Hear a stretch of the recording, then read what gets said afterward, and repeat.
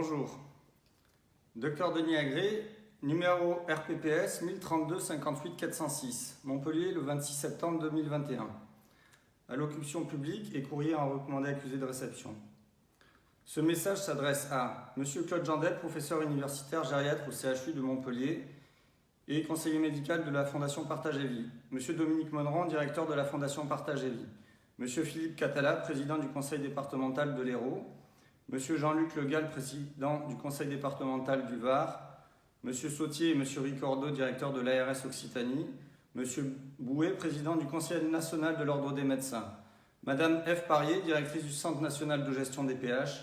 Monsieur Olivier Véran, ministre de la Santé, et Monsieur Jérôme Salomon, directeur général de la Santé. Monsieur Emmanuel Macron, président de la République. Ce que je vous ai exposé depuis décembre 2020 relève d'une expertise médicale, d'un diagnostic médical populationnel, fruit de mes compétences et diplômes en santé publique, en médecine générale et en médecine d'urgence. Mon diagnostic repose sur des données factuelles publiques de la Fondation Partage et Vie et des sites publics de l'INSEE, de Santé publique France et de l'Agence nationale de sécurité du médicament.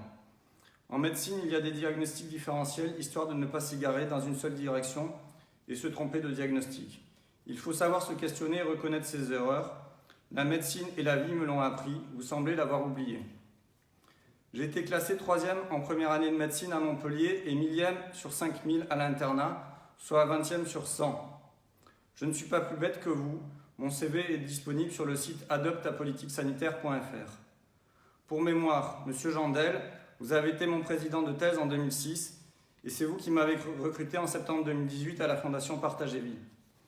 Avec le concours de Dominique Monneron, énarque, vous m'avez licencié en janvier 2021 parce que vous n'avez pas voulu rendre public mon analyse des chiffres de mortalité de 83 EHPAD et 10 000 résidents de la Fondation d'intérêt public. Ceci constitue une dissimulation de preuves. J'ai prévenu Monsieur le Président de la République dès janvier 2021 par courrier, puis Jérôme Salomon et par son biais Monsieur Véran, les 577 députés, le conseil départemental de l'Ordre des médecins de l'Hérault et lundi dernier l'ARS Occitanie par micro devant une porte fermée. La seule députée et médecin à avoir défendu de manière honnête, intègre et courageuse les valeurs de la médecine s'appelle Martine Vonner. Nous avons manifesté ensemble. L'article de Midi Libre du 23 septembre constitue bien le fait que vous avez accusé réception de mon message devant l'ARS. Le lundi 20 septembre, vous informant des conséquences gravissimes de ces vaccins. Encore dans le rapport détaillé de Pfizer, de l'ANSM de ce samedi 25 septembre et sur mes tweets, le constat est éloquent. Chez les 19-24 ans, 196 cas graves au 1er juillet pour 520 cas graves au 26 août, soit une augmentation de plus de 165% en 2 mois. Chez les 16-18 ans, 24 cas graves au 1er juillet pour 135 cas graves au 26 août, soit une augmentation de 462% en 2 mois seulement. Et nous ne disposons pas encore des données du mois de septembre. Compte tenu du contexte politique qui dirige l'action de la santé depuis plus de 18 mois, empêche la liberté de prescrire des médecins, met en cause la liberté de ne pas être vacciné et d'exercer simplement une médecine qui consiste à responsabiliser les patients et promouvoir la vraie prévention, la vraie santé publique une politique qui empêche la liberté d'expression, je vous présente de manière solennelle et publique ma démission du Conseil national de l'Ordre des médecins, ma démission de mon statut de praticien hospitalier, praticien des hôpitaux en disponibilité. Je renonce à la reconnaissance ordinale et je renonce à mon diplôme français de médecin. Monsieur Catala, vous m'avez avoué le jour de ma garde à vue politique, où vous étiez étonné de me voir là, alors que vous étiez dans une posture de médecin clinicien et non d'un président de l'ordre, que ce que je disais deviendrait un jour la vérité. Je me fous d'avoir raison. J'ai juste fait un diagnostic médical populationnel qui résulte de mon expertise liée à mon vécu et à mes diplômes de médecin. Par contre, je ne peux ignorer les centaines de personnes en bonne santé et jeunes qui vont avoir des conséquences graves ou décéder suite à ces vaccins anti-Covid. Action iatrogène, faut-il le rappeler, alors que le virus corona a aggravé des personnes âgées et malades. Les variants ne sont que le reflet de la nature, étant donné que les virus à ARN ne disposent pas d'ADN polymérase permettant de réparer cet ARN et que par conséquent, si l'on séquence régulièrement des virus qui mutent spontanément, on trouve de nouveaux variants. Ce ne sont pas les variants qui sont dangereux, mais les vaccins, leurs conséquences gravissimes. La médecine m'a appris tout autre chose que ce que vous voudriez nous faire vivre aujourd'hui, à savoir la discrimination pour état de santé. L'éthique a volé en éclats, elle n'existe plus. Il faut tout reconstruire. Si le secret médical est vendu au capitalisme, alors demain nos enfants devront produire un test ADN à l'embauche et seront triés en fonction de leurs gènes. Le top du top de l'eugénisme. Quelle société stérile attend nos enfants? Moi, ça me dégoûte profondément et je vous laisse avec votre conscience et vos certitudes. J'ai appris de bien plus belles choses dans la vie et de bien plus belles valeurs. L'écoute, la compréhension, le soutien de tous, quel que soit leur âge, leur couleur, leur religion, leur sexualité, bien sûr, et bien sûr, quel que soit leur état de santé. J'ai perdu toute confiance en vous et envers tous les médecins qui continuent à appliquer cette règle inique où c'est l'État, la politique qui dirige la médecine. Tous les professeurs universitaires, sauf quelques exceptions, ont fermé leur gueule, y compris ceux que je connais en privé et qui, dans le secret, ne sont pas vaccinés, ni ne portent de masque, et ont fort bien compris la supercherie, et ont pour certains fait de faux certificats dans le silence de l'ordre. Sans confiance, il n'y a plus de la collaboration possible ni de confraternité. L'hypocrisie qui règne dans ce moment historique ne fait que révéler à quel point vous avez été acheté par des laboratoires de médicaments.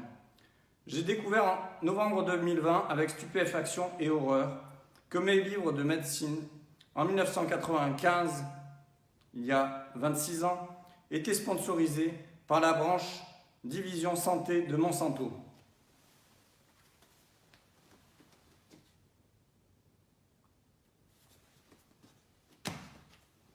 En résumé, la médecine est sponsorisée par une industrie pétrochimique qui a fait oublier à quel point la prévention primaire et secondaire est primordiale.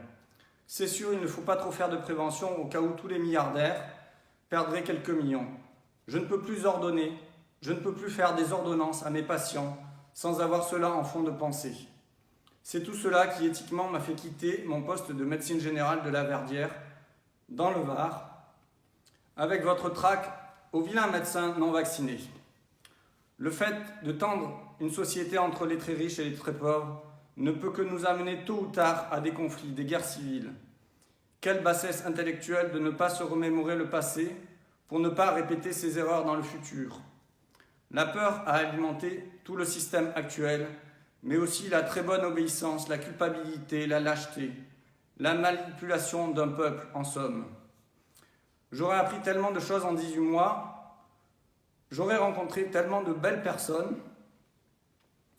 en 18 mois que je pourrais vous remercier. Mais ne même pas avoir l'intelligence émotionnelle de vous questionner et de reconnaître vos erreurs publiquement vous emmène vers un gouffre. L'objet de mon discours devant l'ARS lundi dernier était préventif, une main tendue pour la paix. Il n'y avait aucune menace. Les victimes, ce sont ceux qui subissent les effets secondaires des vaccins et leurs familles, pas vous. J'espère que la justice fera son travail le plus rapidement possible. J'espère que dans notre pays, il y a des gendarmes, des policiers, des militaires, des juges et des procureurs intègres et courageux. Montrez-vous, le peuple français compte sur vous. La faculté de médecine de Montpellier, qui soi-disant est la plus grande d'Europe, est absolument décevante par son total silence. La vraie santé publique consiste à responsabiliser les patients en permettant de ne pas perpétrer la souffrance dans le futur, en évitant des morts et des handicaps précoces. Le tabac, l'alcool, la sédentarité et la malbouffe engendrent 250 000 décès tous les ans en France et au moins 1 million d'hospitalisations. Il est bien évident que si nous étions tous réellement conscients, nous ferions tout pour diminuer ce gâchis qui coûte plus de 200 millions d'euros par an en France. Je continuerai toujours à garder mes compétences et mon envie passionnée d'être à l'écoute des hommes et des femmes de mon pays. Je les accompagnerai avec la plus grande joie s'ils en font le choix vers la bonne santé mentale et physique. Mens sana in corpore sano, un esprit sain dans un corps sain. Sur ces considérations et celles du serment d'Hippocrate, primum non nocere, je vous salue. À partir de maintenant, vous assumerez pleinement vos responsabilités dans cette crise. Sans moi, je rends ma blouse et je m'en lave les mains. Docteur Denis Agré, être souverain et intègre. PS. Peut-être qu'un jour, sous un gouvernement d'après-guerre, ou dans d'autres pays, ma parole pourra être comprise. L'homme ne comprend qu'après coup. PS2. Les médias corrompus. Arrêtez de transformer ma parole, de l'inverser. Vous nourrissez la colère, la haine, la guerre. Vous êtes responsables, comme tous ceux cités en tête de cette lettre. Et enfin, à tous mes amis, gardez l'espoir, la joie, la bonne humeur. Soyez solidaires, fraternels. L'issue, la libération vers la paix est proche. Merci.